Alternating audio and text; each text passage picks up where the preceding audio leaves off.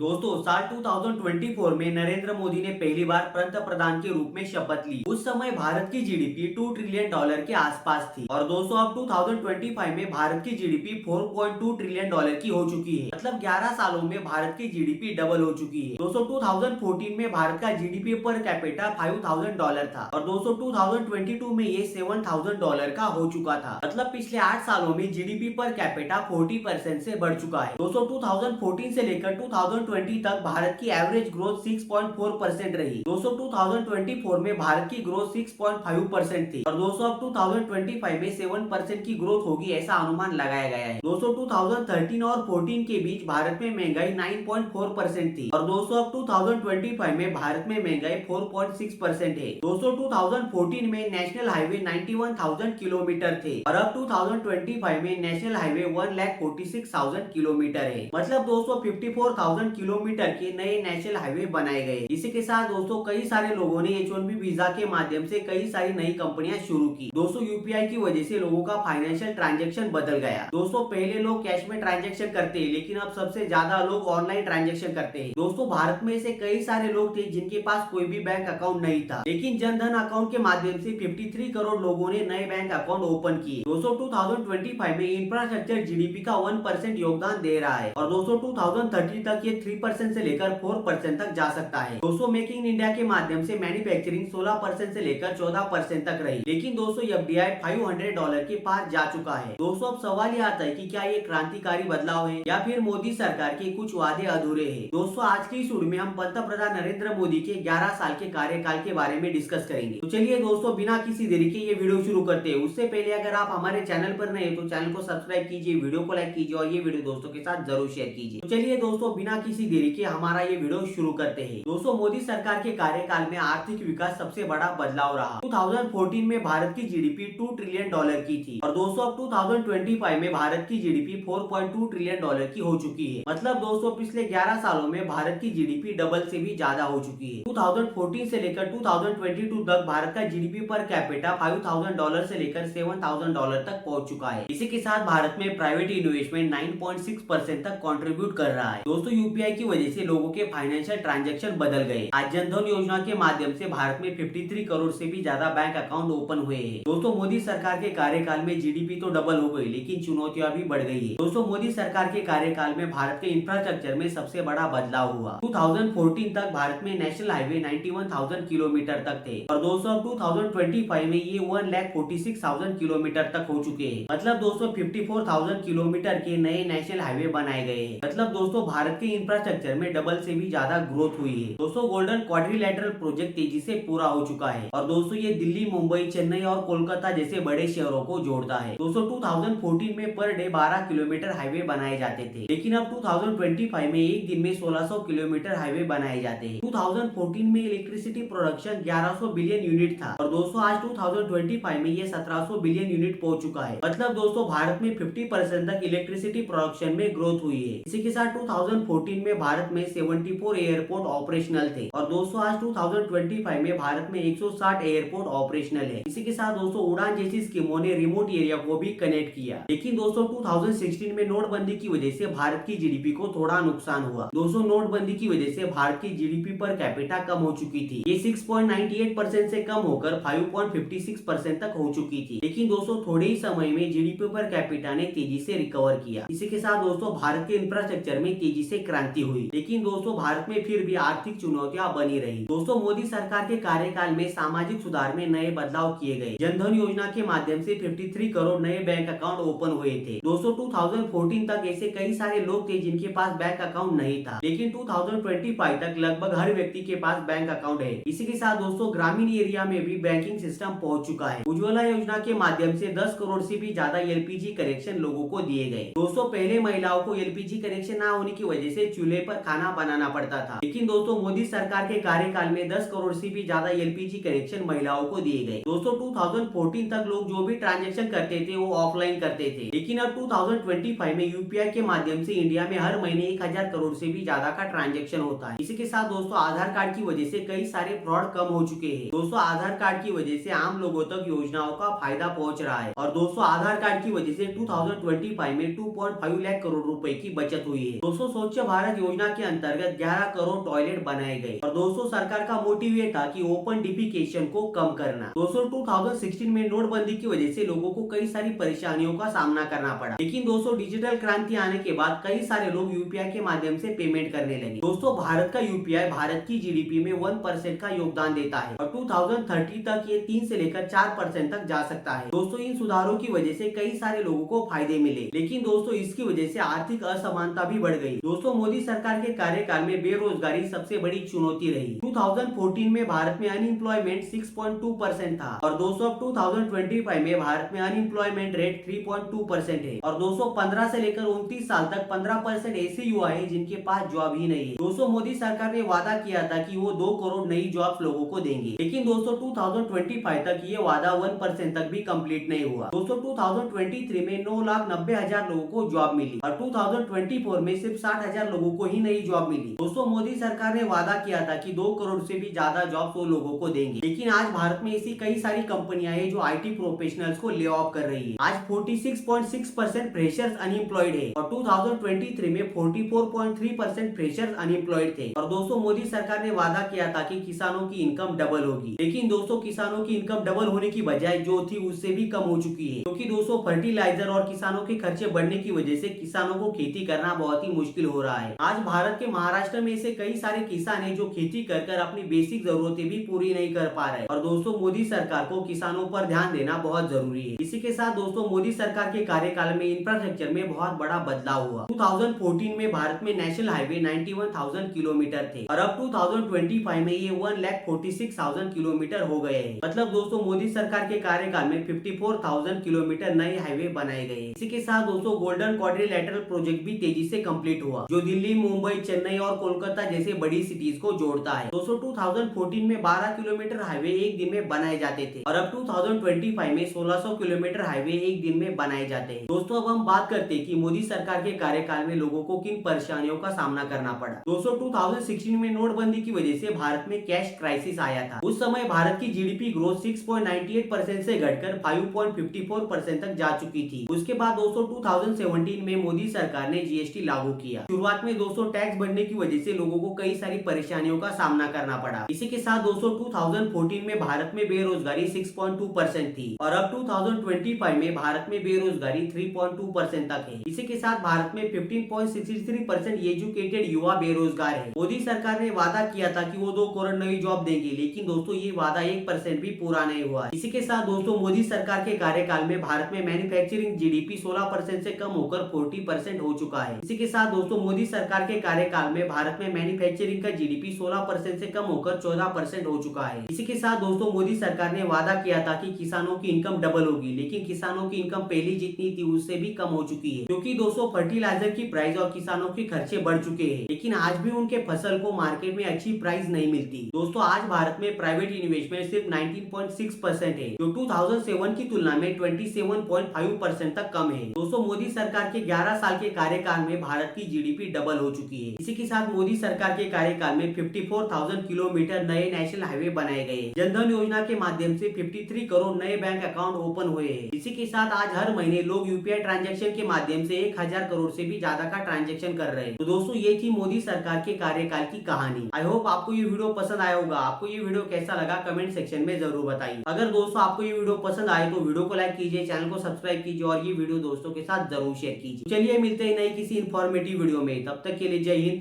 Vande Mataram.